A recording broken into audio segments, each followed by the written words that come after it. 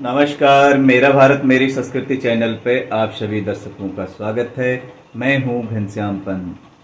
आज एक नए विषय के साथ आपके सम्मुख उपस्थित हुआ हूं। आशा करता हूं आपको वह पसंद आएगा। आज जिनका जन्मदिन है उन्हें ढेर सारी शुभकामनाएं। आपका जीवन सुखमय रहे और आप हमेशा स्वस्थ रहें, सुखी रहें, यही मंगल कामना ईश्वर से करता हूं। और आज जिनकी वैवाहिक वर्षगांठ है उन्हें भी ढेर सारी शुभकामनाएं। आप भी अपने कपल के साथ खुश रहें, सुखी रहें, स्वस्थ रहें, मस्त रहें, यही मंगल कामना आपके लिए करता हूं। मित्रों, आज का जो विषय है वह है पर्यावरण से संबंधित। मेरा भारत मेरी संस्कृति चैनल पर हम नए नए विषयों के साथ आपके सम्मुख उपस्थित होते हैं, तो आप लोग इसे देखें और अपना ज्ञानवर्धन करें। ज्ञानी तो सब हैं ही हैं, लेकिन उसको जगाना हमारा काम है, इसलिए हम आपके सम्मुख इन विषयों को लेके आते हैं। मित्रों, पर्यावरण का अर्थ है जो हमारे चारों ओर से हमें घेरा हुआ है। उसे परिमाने होता है चारों ओर से घेरना, और वर्ण का होता है या जो आवरण होता है हमारे चारों तरफ से हमें घेरा हुआ जो आवरण होता है उसे ही पर्यावरण कहते हैं। इसमें भौतिक, रासायनिक एवं जैविक कारक होते हैं जो हमारे जीवन को प्रभावित करते हैं या जीवन को जीने के लिए जो हमें चाहिए उसको प्रभावित करने में ये सहायक होता है। इसमें वायु का संबंध भी होता है, जल का संबंध होता है, पेड़ पौधों का होता है, जीव जंतुओं का भी इसमें बहुत ही महत्वपूर्ण सहयोग रहता है। वायुमंडल में या पर्यावरण में जो ऑक्सीजन की मात्रा होती है वह लगभग 21% होती है। इसे सक्रिय वायु भी कहते हैं। ऑक्सीजन की मात्रा धरती पर हमें जीवित रखने में सहयोग करती है और साथ ही यह आग को जलाने के लिए भी अत्यधिक महत्वपूर्ण है। इसके बगैर आग भी नहीं जल सकती है। तो मित्रों, पानी में वायु या ऑक्सीजन की मात्रा जो होती है लगभग 1 लीटर में 6 मिलीग्राम ऑक्सीजन होती है। पृथ्वी में ऑक्सीजन की जो मात्रा है सबसे अधिक समुद्र से हमें प्राप्त होती है। समुद्र में कुछ ऐसे बैक्टीरिया पाए जाते हैं जो प्रकाश संश्लेषण करने में सहायक होते हैं। प्रकाश संश्लेषण में क्या होता है कि जल को ग्रहण करके वाष्प के रूप में वायुमंडल में छोड़ दिया जाता है और वह सूर्य की गर्मी पा करके भी, प्रकाश संश्लेषण जो होता है वो सूर्य की गर्मी से ही होता है, सूर्य के प्रकाश की उपस्थिति में ही होता है। उसका ताप जो पेड़ पौधों को मिलता है उससे प्रकाश संश्लेषण की क्रिया होती है। समुद्र का पानी गर्म भी होता है तो वायुमंडल में भाप बन के उड़ता है और इसी से जो है विज्ञान कहता है कि बादल बनते हैं। और साथ ही शैवाल और कवक जो उसके अंदर विद्यमान हैं वो भी प्रकाश संश्लेषण क्रिया करते हैं, जिससे अत्यधिक मात्रा में पानी वाष्प बनकर वायुमंडल में उड़ जाता है। और ऐसे ही पेड़ पौधे भी प्रकाश संश्लेषण की क्रिया के द्वारा धरती से जल को अवशोषित करके अपने पत्तियों के द्वारा वाष्प के रूप में पानी को वायुमंडल में भेज देते हैं। अब वायुमंडल में जो पेड़ों के द्वारा जो भाप पानी भेजा जाता है वह भारी होता है, और जो बादल समुद्र के प्रकाश संश्लेषण क्रिया के द्वारा जो बादल बने हैं उन बादलों में जब ये वाष्प मिल जाती है पेड़ पौधों के द्वारा तो बादल भारी होने लगते हैं, और जब वो भारी होते हैं तो उनमें जो रासायनिक अभिक्रिया चलती है वो उसके द्वारा बरसात हो जाती है।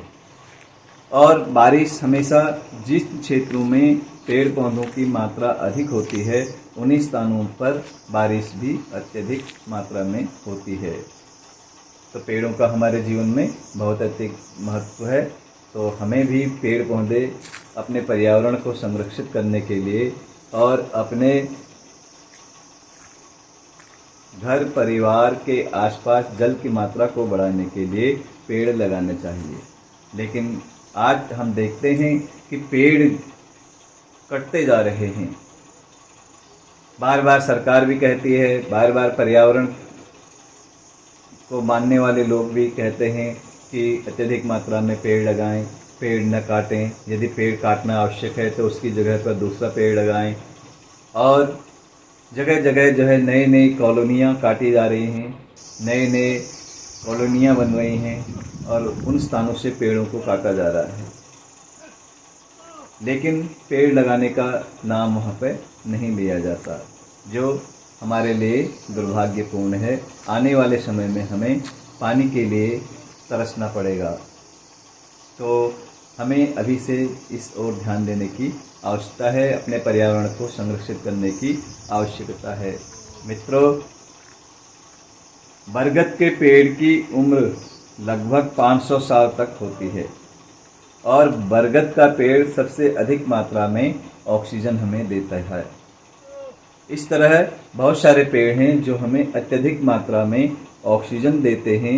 उनमें बरगद, पीपल, नीम, नारियल, शीशम, सागौन, आंवला, अमरूद, आम, बांस, जामुन, अशोक, नीम, तुलसी, एलोवेरा, ये इस तरह के पौधे हैं जो अत्यधिक मात्रा में हमें ऑक्सीजन देते हैं।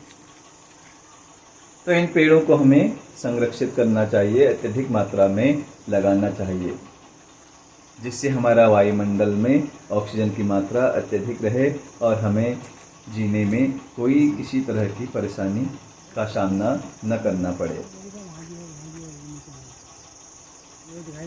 लेकिन हमारे यहाँ प्रदूषण भी बहुत है। जल प्रदूषण होता है, वायु प्रदूषण होता है, ध्वनि प्रदूषण होता है। और इस प्रदूषण से भी जब हम अपने को मुक्त करेंगे तभी हम सही तरीके से जी पाएंगे। इस ओर भी हमें ध्यान देने की बहुत ही आवश्यकता है। पेड़ों का जीवन के लिए जो महत्व है वो आप समझ ही रहे हैं। जिस क्षेत्र में पेड़ अधिक मात्रा में होते हैं वहाँ पे बरसात बहुत ही अधिक मात्रा में होती है, क्योंकि पेड़ प्रकाश संश्लेषण के द्वारा जल के पृथ्वी के जल को वायुमंडल में छोड़ते हैं। यह सब मैं आपको बता ही चुका हूँ।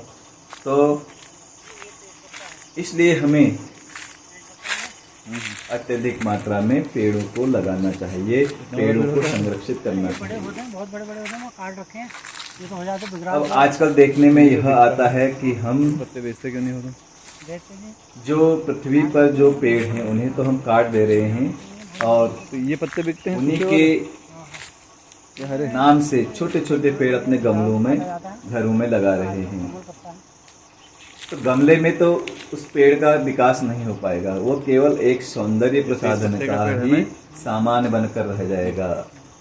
केवल सुंदरता को ही दिखाने के काबिल वह पेड़ रहेगा, बड़ा भी नहीं हो पाएगा। आम के बाग हैं। आज जिस क्षेत्र में हम देखते हैं कि यहाँ पे आम का बाग है और 2-4 साल में आम का बाग समाप्त हो जाता है, जबकि आम भी ऑक्सीजन की मात्रा देने में बहुत अधिक महत्वपूर्ण है। और जहाँ पे हम देखते हैं कि अमरूद का बाग है, कुछ दिनों बाद वहाँ भी कॉलोनी बन जाती है, अमरूद का बाग भी समाप्त हो जाता है। तो इस ओर हमें ध्यान देने की बहुत ही आवश्यकता है।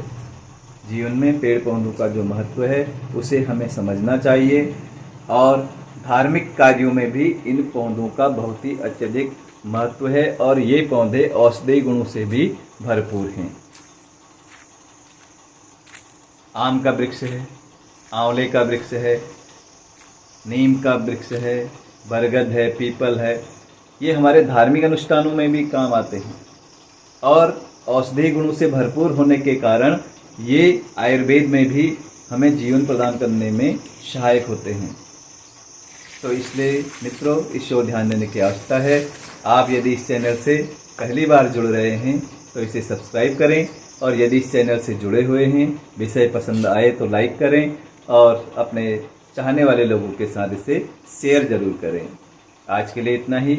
आप सब खुश रहें, सुखी रहें, स्वस्थ रहें और मस्त रहें। भगवान आप सबको दीर्घायु प्रदान करें। आज सब खुश रहें। आप सबको ढेर सारा प्यार। नमस्कार।